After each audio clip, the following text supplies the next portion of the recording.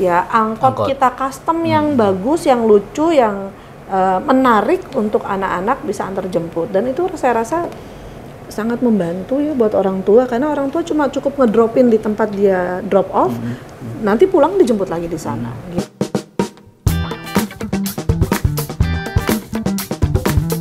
Assalamualaikum warahmatullahi wabarakatuh. Halo Sobat WK, Sobat Tribun Tangerang dimanapun berada. Jumpa lagi dengan saya, Eko Priyono, manajer peliputan di Warta Kota Network. Kali ini saya sudah berada di ruang kerja Ibu Wakil Bupati Tangerang, Ibu Intan Nurul Hikmah. Apa kabar Bu? Baik, alhamdulillah. Alhamdulillah. Kita akan ngobrol soal apa saja yang sudah dikerjakan Ibu Intan sebagai Wakil Bupati. Nah, oke Bu, sekarang ke angkutan gratis. Itu kan baru satu zona ya Ibu-ibunya. Itu akan berapa? Dan kemudian jam operasionalnya. Gitu. Kalau yang sudah ditetapkan jam operasional kita itu dari mulai 6:30 sampai jam 4 sore. Oke. Iya kan? Jadi penjemputannya, titiknya di mana sampai dia pulang sekolah tuh jam 4 sore dituruninnya di mana. Jadi itu ada jam operasionalnya, dan kita akan buka zona sesuai dengan wilayah jalur sekolah yang udah ditentukan sama Dishub. Di mana jalur sekolah, disitulah nanti tim antar jemput itu ada. Ini kita berharap bisa mengurangi kemacetan ya, terutama orang tua yang jemput sekolah di depan sekolah itu kan menimbulkan kemacetan. Cuma permasalahan yang kita hadapi adalah halte-halte tempat nanti kita menjemput ini yang harus kita atur. Karena tidak semua ruas jalan di kabupaten itu tanahnya punya pemerintah, iya kan? Kita juga akan menggandeng beberapa perusahaan untuk menggelontorkan program CSR mereka untuk membantu pemerintah membuatkan halte untuk anak-anak turun naik antar jemputnya. Lalu jenis kendaraan pun harus dipikirin. Kalau di jalur 1 ini, zona 1 Tiga Raksa Cikupa kan memang jalanannya cukup besar ya, Mas. Jadi bisa pakai minibus gitu. Tapi kalau yang kayak di middle misalnya bisa pakai HS. Tapi kalau yang agak terpencil lagi, ya angkot kita custom yang bagus, yang lucu, yang menarik untuk anak-anak bisa antar jemput. Dan itu saya rasa sangat membantu ya buat orang tua, karena orang tua cuma cukup ngedropin di tempat dia drop off, nanti pulang dijemput lagi di sana gitu sesuai jamnya. Oke Bu, itu mungkin berlaku buat anak SD sampai SMP, tapi SMA ini PR nih Bu nih.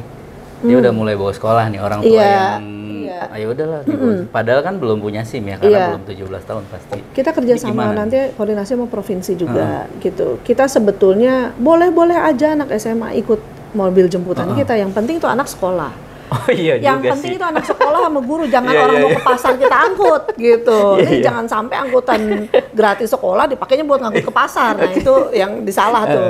Tapi saya rasa selama dia di SMK, SMA itu boleh kok ikut mobil jemputan kita. Aman aja berarti ya? Aman aja, aman. Bu, sekolah bukan gratis tapi bersubsidi. Bersubsidi. Banyak yang, wah gimana nanti sekolah yang mahal, swasta mahal gitu kira-kira. Emang mau dia ikut. Nah, cara ini pasti sudah dipikirkan Pemkat kan. Nah, tapi itikadnya tadi untuk apa ya, memberikan kesempatan seluas-luasnya kepada masyarakat untuk bersekolah. Iya.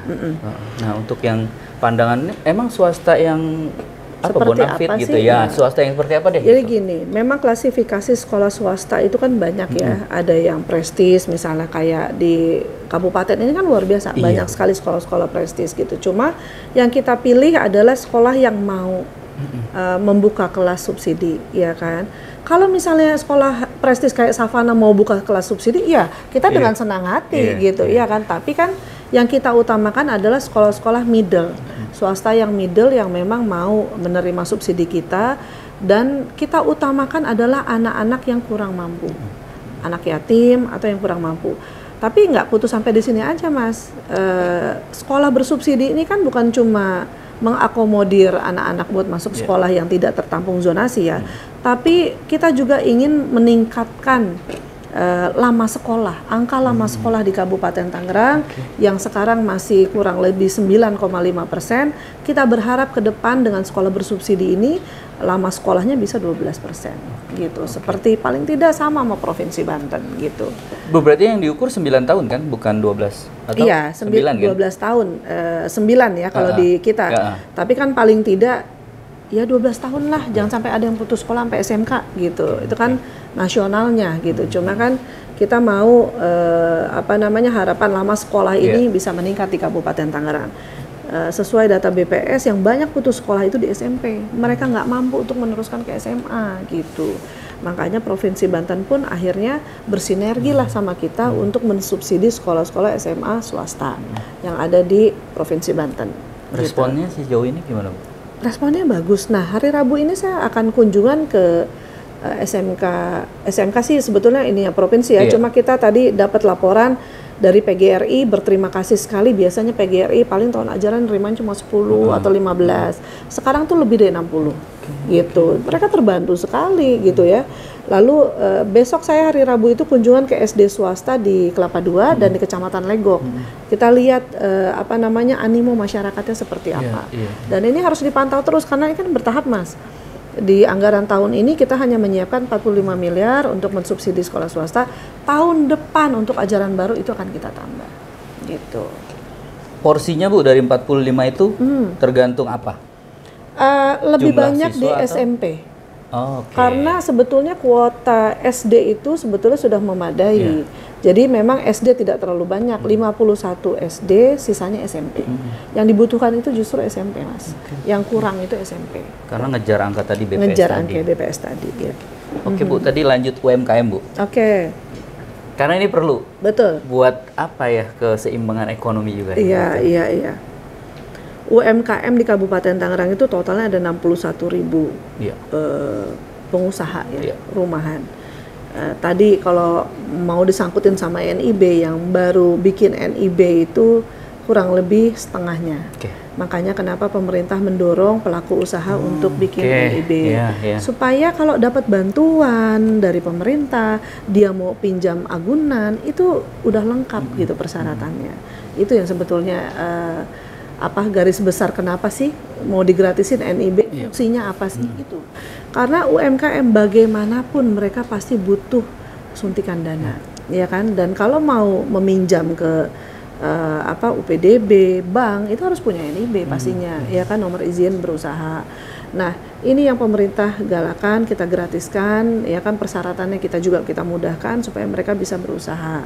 Nah, dari 61.000 ini kan memang nggak semuanya aktif dan banyakan itu di industri makanan. Ada industri makanan, pakaian, kerajinan dan lain-lain. Pemerintah Kabupaten Tangerang dalam kurun 100 hari kerja kemarin kita membuka pusat inkubasi inkubator UMKM yang ada di Kecamatan Legok. Jadi dulu Kecamatan Legok itu gedungnya masih bagus ya. Kemarin tuh direnovasi sedikit dan situlah nanti pusat inkubator UMKM kita. Di situ ada pengrajin, ada usaha makanan yang nanti dikurasi di sana, diberikan support dana juga dari dana UPDB. Lalu ini di bawah Dinas Koperasi dan UMKM. Jadi hasil produksi mereka dikurasi, hasil kurasi tersebut bisa dipasarkan. Nah, saya lagi mendorong Dinas Koperasi dan UMKM untuk bekerja sama dengan beberapa retail supermarket yang ada di kabupaten, supaya paling tidak ada satu rak itu semuanya produk-produk UMKM Kabupaten Tangerang bisa dijual di supermarket besar. Sekarang kan sudah masuk ke bandara, ada pusat oleh-oleh Tangerang di bandara, itu UMKM kita sudah masuk.